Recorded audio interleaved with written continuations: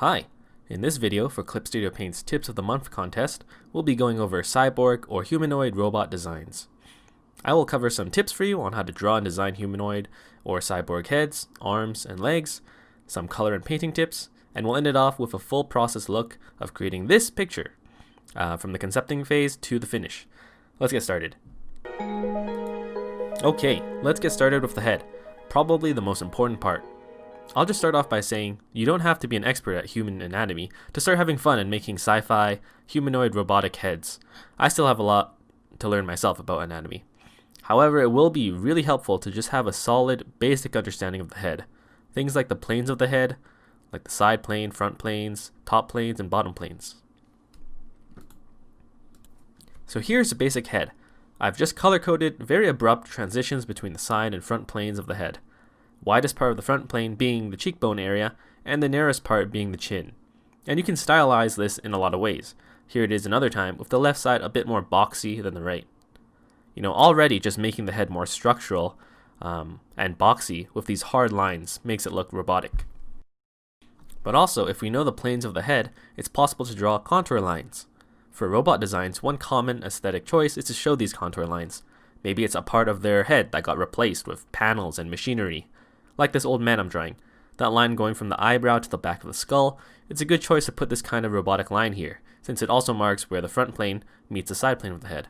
Also for this female cyborg head, see that the contour line is making it look more robotic, but it's also wrapping around the eye and showing that it's a round form. Another thing you can do is quite obvious, just replace some of the features of the head with less organic shapes. Instead, more geometric shapes. So here, for example, the eyes on this character are perfect spheres. That's kind of unnatural. And in this example, the chin and jaw on this character is kind of a metal plate. The entire mouth on this character. And the ear on this last one. Okay, so what if you want to draw a cyborg, but make it less obvious that it is part robot?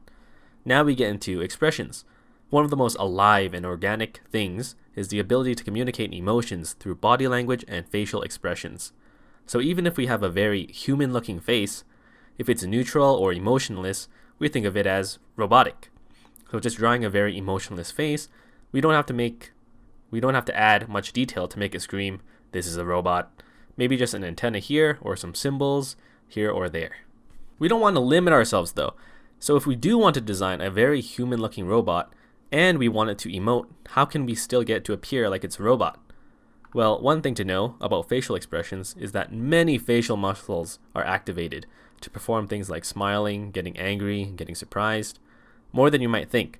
So here's a quick sketch from reference of a smiling man. You can see the mouth muscles are pulling the lips and mouth upwards, which seems, obvious, that's a smile.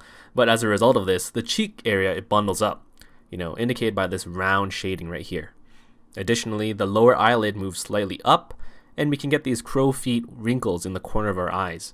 This is called the eye smile. Not only that, the wings of our nose can move slightly upwards in a smile, and our chin can get more emphasized as the skin is all moving upwards. Obviously, if you're doing a more simplified and stylized character, you don't have to show all of this, but it's good to put a few hints of it here and there. Now, if you want to make this look robotic, we can simply purposefully avoid showing half of these features. So in this sketch, I showed the mouth and chin changes due to smiling, but left the eyes and cheek area in their neutral state. Now it's like the top half of this face is controlled separately from the bottom half of the face, which can feel unnatural and robotic. It's like the difference between laughing like this and laughing like this. Ha ha ha ha. Okay, next up we have function. If you're going to come up with a design, a good place to start is what do you want your character to be like? What is their function? What are they strong at? So getting into sci-fi and cyborgs, we can really play around with this. So some very obvious examples. A super genius cyborg. We might want to make the skull and the brain very huge compared to the face. A silent observer cyborg. Maybe no mouth and a focal point in its one giant eye. Or a full-on robot server. Maybe a screen for a face in order to smile at customers and tell you today's chef's special. Lastly, in our face section, let's talk about color.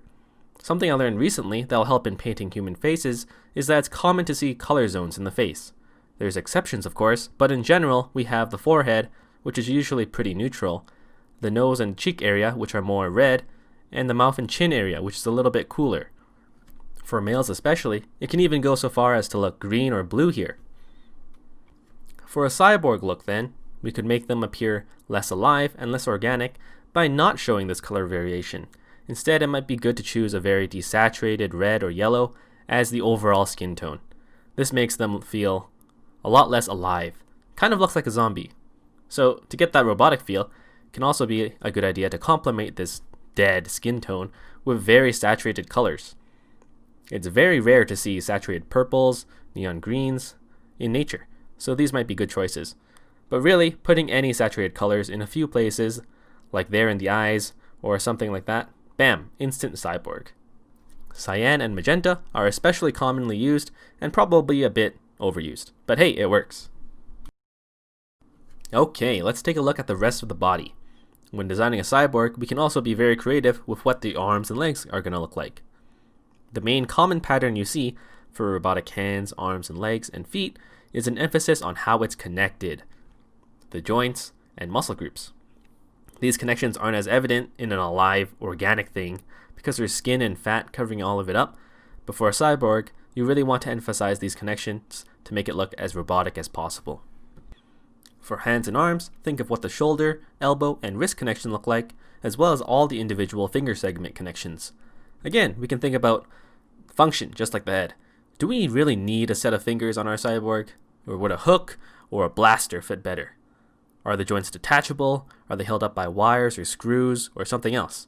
We can also play around much more of the shape design. In this last shape, going from a cylindrical shape to a boxy shape at the wrist.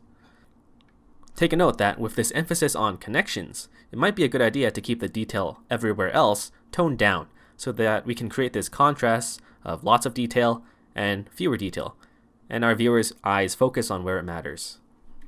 You can choose to follow the same kind of design tips for the legs as well, but let's mention a few other ideas. You can show contrast by showing a robotic or prosthetic leg with an organic leg. Another idea is just showing the wireframe, which might be interesting as you can see through that section of the body. You can also think about what kind of clothes is your cyborg design going to wear. Will it be barefoot? Will it have sneakers, boots, or high heels? Okay, let's put some of these ideas together. I sketched a few cyborg designs, not very fleshed out, but let's add more and more robotic qualities as we move on. So we can really just make a few modifications to a human figure, like a metal arm, some face markers. God, I really overused that face mark. It kind of looks like a scar when I did it here. Next sketch, we can go a little further. This is something that you probably wouldn't see in real life. Some cables coming down from the guy's neck. And it's supposed to be a see-through glass dome on the back of his head.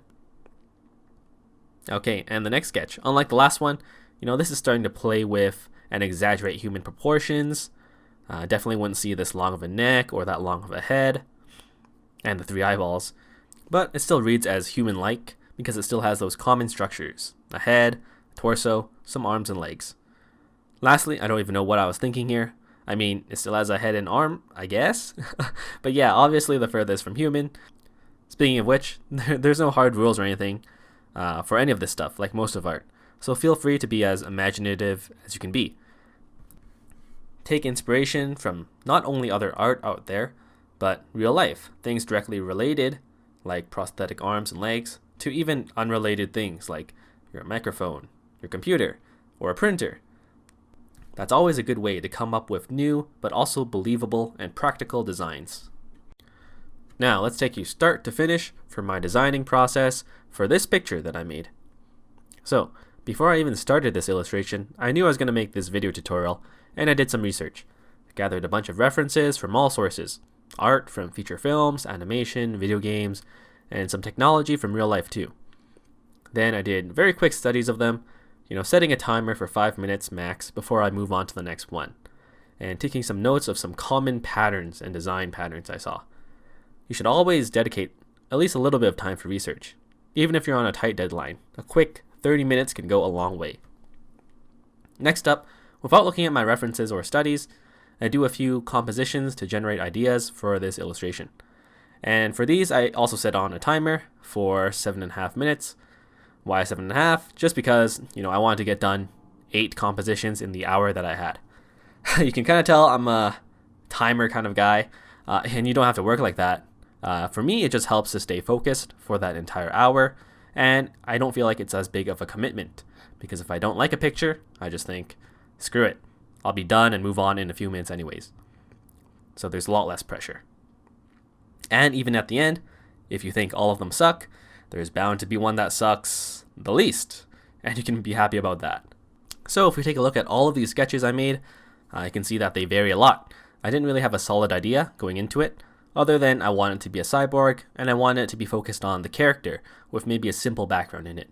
So a few of these ideas range from a fortune teller, a fighter, a creepy child doll thing, a cyborg fixing a computer, exhausted cyborg, a camera crew cyborg, and some cyborgs at the theaters.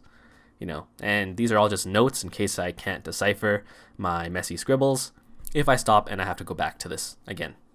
So now it's time to finally start. I chose one that I felt the most compelled to paint at the time, although I might go back to the other ideas eventually, so I'm kind of glad I made those notes. And here we go. So I'm not going to talk too much here because I actually gave up on this first version very early on. I was trying to do a full body shot, and I just didn't like how it was turning out, so I just quit and made a new file in the first 10 minutes or so. Okay, so now the second time, I actually went straight into painting without a sketch this time. But it's fine to work in both ways, and I often switch between the two. And I kept my colors very neutral and gray, keeping in mind that it's going to be a cyborg with some grayer and cooler colors compared to flesh and blood of a human character. And I kept my character layer separate from my background layer, as you can see. This will just help out in the future. So after I got my basic shapes down, I wanted to add a little bit of randomness and texture. So here I put in an image that I took on a hike that I went on. This is just some construction equipment. I actually have no idea what it is in the picture. But I thought the textures were interesting, so I flipped it upside down and I performed a color balance correction to bring it into the cool colors. Again, this picture is mostly just to inspire some textures and color ideas, so I took a blending tool and I blended out a lot of the detail.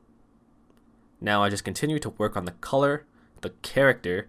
Notice that it has a huge amount of hair and a very long neck hidden by the hair. So I'm just playing with the human proportions intentionally, and my focal point that I want is the character. So the background, I just paint in some loose shapes to imply a kind of sci-fi ruined cityscape, and I leave most of the background alone after that. The setting is going to be kind of an abandoned alleyway with a view to the street. Now, most of the time I spent is on the areas I want the viewer to focus on, the character and specifically the face and hand area. So paying attention to the face, I'm keeping in mind that it's a 3D form and that the triangle shape that I have there follows the form of the face, dipping in and over the eyes and over the soft nose form. So you can see I don't really like to zoom in that much because then I spend forever worrying about every tiny detail and it ends up not working out with the whole picture. So I try to avoid that and spend most of the time zoom out, even further zoomed out to see the whole picture. I'm following the idea of giving, very unnatural, extremely saturated colors in a few key areas like the very green eyes and the red glow from her forehead and the neck ornament. Notice how simple the body is compared to the face and arm area. I don't want to crowd the viewer with too much detail everywhere, which might result in them losing the area where I actually want them to look at. Finally, after working on the picture for so long, I think your eyes just get too accustomed to the image. So the next day, I added in some, last minute corrections like a tone curve to make the character pop up from the background, and another color adjustments layer to give a more green tint overall to the image.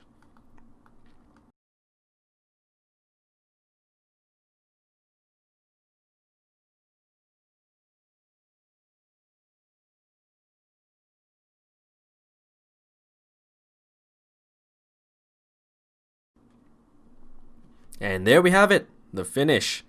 I ended up taking the light out of the far wall. It looked a little bit too distracting. Anyways, if you'd like to see a real-time version, just let me know. It's a bit long, but it's not a big deal to upload if there's interest. Hopefully you got some pointers with designing cyborgs. Remember to just keep practicing. So thanks to Clip Studio Paint for hosting the monthly contest, and thank you for watching. Bye.